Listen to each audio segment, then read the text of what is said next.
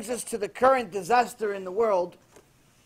In the Kiruv world today, unfortunately, we have many problems.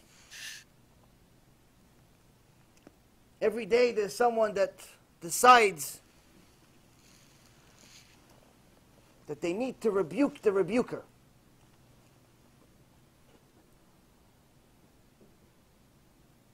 They see Mechalel Shabbat, lives next door to them for 5-10 years, they never say a word. They see the guy that's cheating on his wife, they never say a word. They're friends with the guy that's stealing, they don't say nothing. They hang out with the guy that's eating taref on a daily basis. I'm going to mind my business, I'm not going to tell him. He'll find out on his own. They see the guy driving to shul on Shabbat, 20 years. No one says a word. I don't want to turn him off.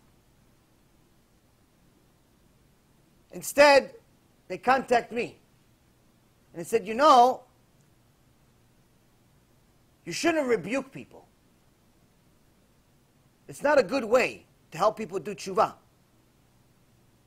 It's not a good way to help people get closer to Hashem. You're supposed to do it out of love. You're supposed to do it, say nice things to them. Say that they're good and they're nice and they're wonderful and Hashem loves them, and that's how you help people do tshuva. And usually my question is, how many people have you helped do tshuva? And the answer is always the same: 0. Nothing. I said, how do you know this shita works then? He says, well, all the rabbis are using it. Look, Rabbi so-and-so, Rabbi so-and-so, he's got 500,000 followers. He's got 100,000 followers. He has an organization that gets $1 million a month in donations. He wrote 27 books. He did this, he did that. I said, okay, but how many people did tshuva?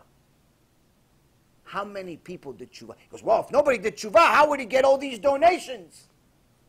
I said, donations don't mean somebody did tshuva. It just means donations. It means money came in. One thing has nothing to do with the other.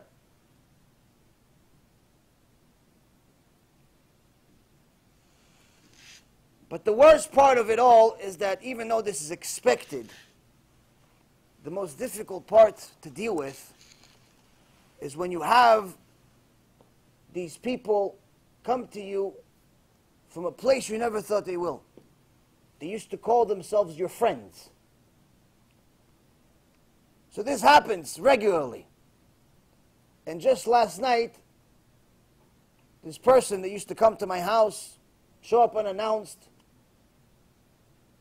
came and decided that it's time for him and his 0 experience to rebuke me and tell me that I'm not doing right, and I'm not doing this, and I'm not doing that, and he knows more than me, and he learned a lot more than me because he's religious from birth, and even though he's only 18 or 19 years old, that doesn't mean anything.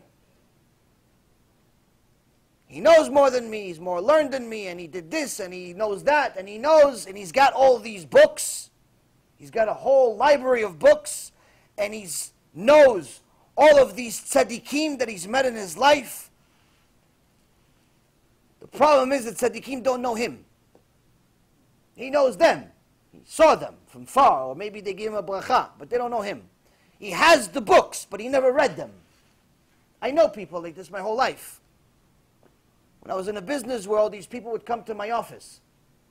He said, I know Carl Icahn and Eddie Lampert and all these different bigwigs, all these different billionaires. I know this guy, I know that guy, this billionaire and this millionaire, and I'm friends with this guy, and this guy's my neighbor.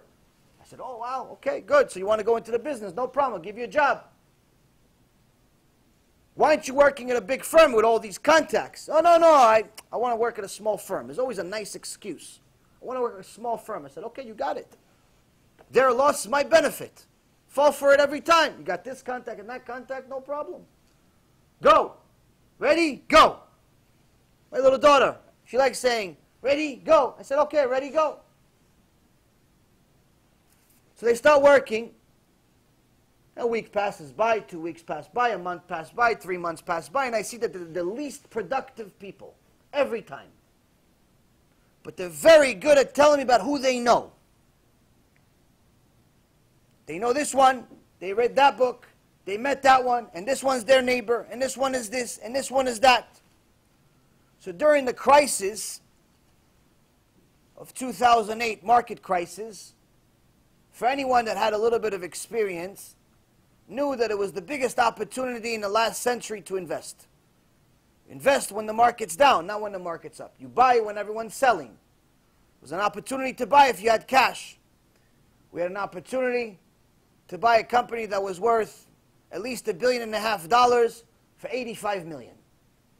Nothing, peanuts. You make money on day one.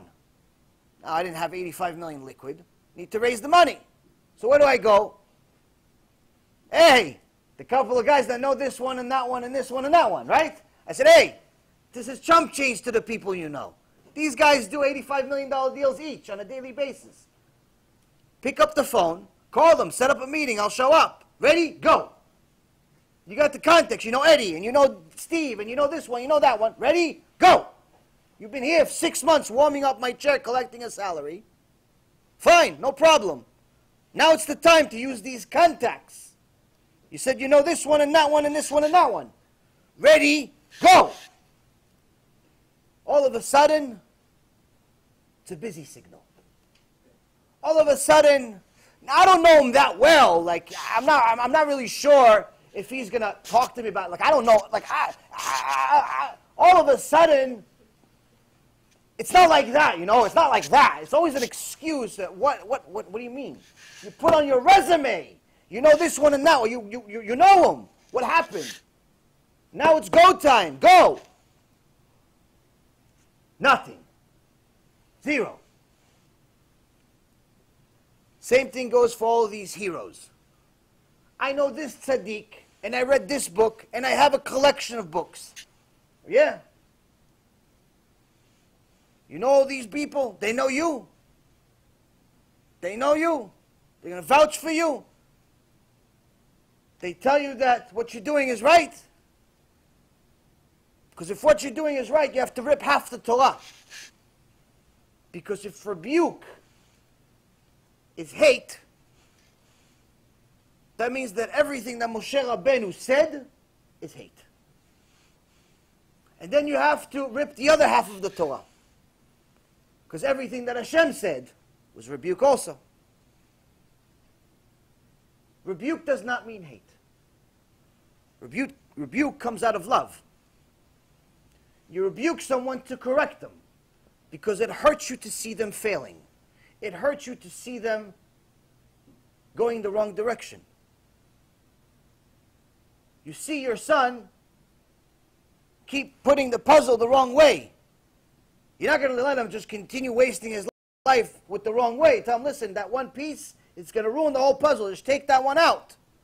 Not because you hate him, because you love him. You see your son riding the wrong way, you're going to say, no, no, honey. It's the wrong way. You want to go that way.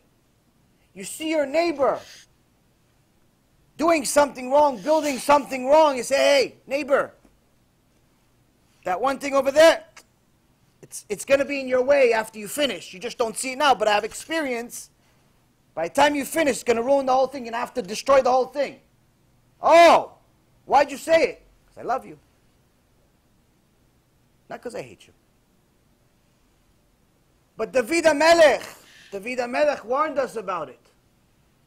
And he said in Tehillim 118, Sabuni gam sevavuni b'shem Hashem ki amilam, Sabuni kedvorim doachu ke'esh kotzim b'shem Adonai ki amilam. They encircle me. They also surround me in the name of Hashem. I cut them down. They encircle me like bees. But they are extinguished as fire does thorns in the name of Hashem. I cut them down. David HaMelech is telling us several things, and one of the chidushim we had, Baruch Hashem, it's not the dvorim, it's not the bees that are obvious that hurt the most. It's not the Esavs of the world that try to debate me about Christianity that I care about. It's the so-called tzaddikim, the ones that think that tzaddikim, they come to me and, oh, I'm in the name of Hashem. In the name of Hashem, I'm here to rebuke you. I'm here to tell you you're doing wrong. I said, okay, no problem. Ocheach tocheach et amitecha. It's a mitzvah in the Torah. You think I'm wrong? No problem. But how come all the mechalelei Shabbat in your community, you don't rebuke them? How come all the women that are walking in your shul half naked, you don't say a word to them? How come all the people that are intermarried, you welcome them into your shul? Why? Let's say my strategy is wrong. Let's say. Fine, I'll take it. What about yours? In the name of Hashem they come. And how they come, David HaMelech says, they come like bees. They think they're doing a mitzvah. But he says, we fight them in the name of Hashem. And all of these fakers will be destroyed eventually. We don't want bad for anyone. We want everyone to do tshuva. But before you go in the way of someone that's trying to sacrifice their life to help people do tshuva, ask yourself a question. All those people you know, all those tzaddikim, all of those books that are on your shelves that you haven't read, they agree with you? Or is it just like 3 verses in some parasha that you mistranslated? Those books, those Gemara, the Zohar, the Mishnah, all of those books, all of those tzaddikim that you say you know, they're going to vouch for you, they're going to sign a check for 85 million? Or when you come, say, hey, I rebuked the guy that left a life of millions to work for free to help Am Yisrael do tshuva. I rebuked him, so he stopped. So he's not doing it anymore. He gave up, he retired, he went back to Wall Street. They're going to vouch for you in Olam Haba. They're going to come to you in Olam Haba. Yeah, he did right. He did right. I'll vouch for him. They wrote the check. They wrote it. Or they're going to say, no, I don't know. That guy, I wouldn't even mess with that guy. I blessed him. That was an accident. I didn't know it was him. It was before he did this craziness. I wouldn't have blessed him if I knew. Oh, it wasn't like that. I wasn't sure. All of a sudden, no one knows. This is important to know. It's important to know because, unfortunately, the Umagog that we've been talking about for the last 3 years of doing lectures, it starts at home. It starts inside. The Erev Rav is inside. The Umagog is inside. Satan is inside. It's all inside.